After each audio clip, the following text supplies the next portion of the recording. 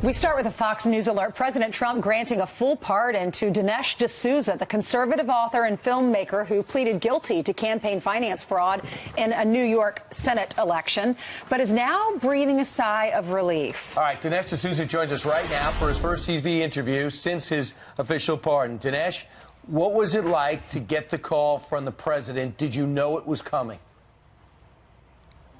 I did not know. I was in my office just working away, and the operator came on the line and said, is this Dinesh D'Souza? Yes.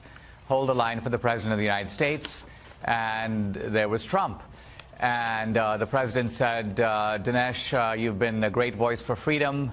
And he said that, I got to tell you man to man, you've been screwed. He goes, I've been looking at the case. I knew from the beginning that it was fishy. But he said upon reviewing it, he felt a great injustice had been done, and that using his power, he was going to rectify it, sort of clear the slate. And he said he just wanted me to be out there, to be a bigger voice than ever, defending the principles that I believe in. Dinesh, you tweeted this out. Obama and his stooges tried to extinguish my American dream and destroy my faith in America. Thank you, Donald Trump, for fully restoring both. Why do you feel like you were singled out by the Obama administration? Well, here's the important thing, and that is that justice is not simply a matter of, hey, did you break the law? It's also a matter of, was the penalty proportion to the crime? And did other people who do the same thing get the same penalty? Now, I've become very familiar with these campaign finance cases over the past several years. No American in our country's history has ever been indicted, let alone prosecuted, let alone locked up for doing what I did. There's just not a single case. And so what happened here is that Obama and his team, Eric Holder, Preet Bharara in New York, these guys decided to make an example of me. And I think that the reason for this was Obama's anger over my movie that I made about him. I know that Obama was upset about the movie because he was raging about it on his own website, BarackObama.com. And so this was a vindictive political hit that was kind of aimed at putting me out of business, essentially destroying my credibility, making it impossible for me to make movies, write books. In that sense, it failed, but it still left a cloud over me. I would be a lifelong felon. I would never be able to vote and never have my full rights. And so I'm very grateful to President Trump for giving me those rights back. Now, Dinesh, of course, the so-called mainstream media says this is symbolism, it's signaling, this is not real justice. What do you say to those who look sideways at this? Well, I think it's important to just look at what happened. Preet Bharara, my prosecutor, tweeted out yesterday, and he goes, let's just face the facts. Dinesh D'Souza voluntarily pleaded guilty to this offense. Now, this word voluntarily needs to be put into quotation marks because, in reality, this is how this kind of thing happens. The government says to you, we're going to charge you with violating the campaign finance law. Are you going to plead guilty or not guilty? You say, I'm thinking of pleading not guilty. Then the government says, well, all right, we're now going to put a second charge on top of that. This is called filing a false document. You say, well, did I do something else wrong? They go, no, it's the same thing. We're just describing it in a different way and appending a second charge, but this one carries 5 years in federal prison. So essentially, we're going to destroy your life. Now, if you plead guilty to the first charge, we'll drop the second one.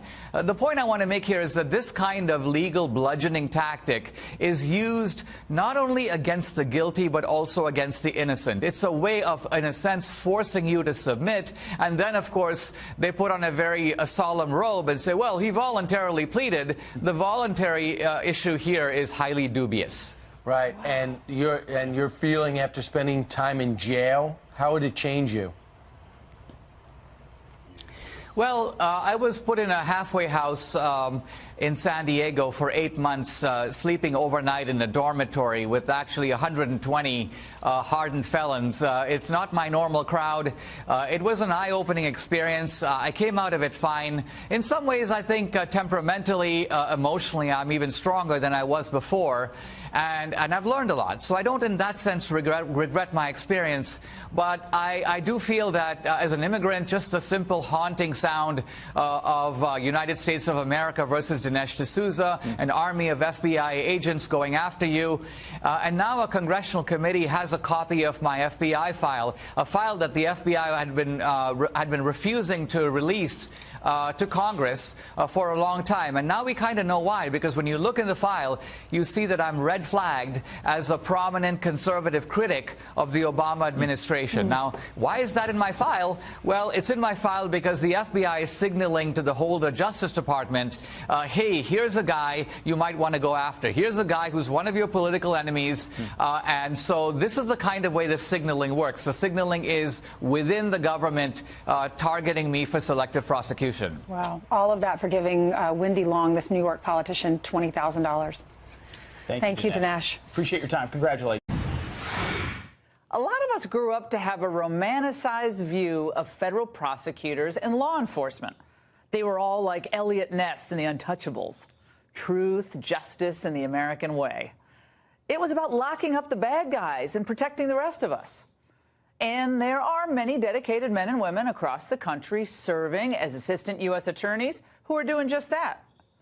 But sadly, we've also seen egregious examples in recent years of prosecutions of prominent figures that seem to have been politically motivated.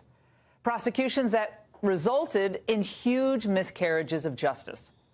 One such case was that of conservative filmmaker, author, and old college friend Dinesh D'Souza, who was pardoned today by President Trump for a conviction stemming from a $20,000 bundled campaign contribution to 2012 Senate campaign of friend Wendy Long.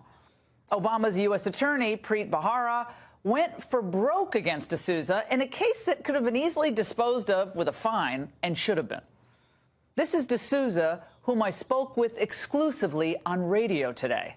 With regard to Preet Bharara, I see him as, along with Eric Holder, as sort of part of this Obama team of goons, if you will, that was unleashed to get me in retaliation for the movie I made about Obama. And I think Bharara's ambition was that he would prove that by getting a fellow Indian, he would kind of endear himself to the Obama team. It was a move of ambition, as I understand it. But, this would have to file this into the karma is a department. Preet Bharara got fired by Trump, and I got pardoned. Well, D'Souza was sentenced to 8 months at a community confinement center and 5 years of probation and community service, a $30,000 fine and counseling. He called it a failed attempt at re-education. When Republican members of Congress who suspected political motivations pushed for the release of D'Souza's FBI file, the department balked. When they finally turned over the file, at least made access to the file, they found out that his political affiliation and work critical of Obama had indeed been referenced. From the FBI report seen by a Republican member of Congress, it said the following. D'Souza is likely an ultra-conservative right-wing author and creator of a documentary critical of the Obama administration. Because of D'Souza's purported conservative beliefs, it is likely that D'Souza orchestrated the excess contributions. The agent's name, who wrote the above description, was redacted. The expenditure then authorized for a case concerning $20,000 worth of campaign contributions, $100,000. What my case shows in miniature is the way that Obama and Hillary, too, have gangsterized the U.S. politics. There's a new turn that's come in American politics, and Trump is, I think, very well aware of it. In some ways, he's the product of it. It's not just D'Souza who the former Obama Justice Department targeted. Remember what happened to Virginia's Republican governor, Bob McDonnell, who many thought could have been a future presidential candidate? He was prosecuted on corruption charges by U.S. Attorney Dana Bente, who was appointed by the Obama administration. McDonnell's conviction was eventually overturned by a unanimous Supreme Court. It's worth noting that Bente was also colleagues with Jim Comey and has been interviewed by the special counsel Bob Mueller on what Comey relayed to him about his meeting with Trump. Bente is now serving as the general counsel of the FBI. And then there's former Democrat governor from Illinois, Rod Blagojevich, who was sentenced to 14 years in prison on federal bribery charges, despite the fact that he never took a bribe. The prosecutor in the case? another Jim Comey friend, Patrick Fitzgerald. Blago's wife, Patty, recently appeared here on The Angle. 10 years ago, these same people, Comey, Fitzgerald, Mueller, used these out-of-control prosecutors and FBI agents, came after my husband with their unchecked power to undo an election by the people. And these are politically motivated opportunists who use their offices for their own personal enrichment to further their careers. And remember the decision to investigate the leaking of CIA agent Valerie Plame's name in 2003? Bush White House official Scooter Libby was convicted in that case, not for leaking, but for lying to investigators. Trump recently pardoned him, something George W. Bush should have done long before leaving office. Do you remember who decided to appoint the special counsel in the Plame-Libby case? Then Deputy Attorney General Jim Comey. Whom did Comey choose as special counsel? His old chum, Patrick Fitzgerald. It's all so incestuous. Now Fitzgerald is a wealthy partner at my old law firm, Skadden Arps, and is representing whom? Jim Comey in his dealings with special counsel Bob Mueller.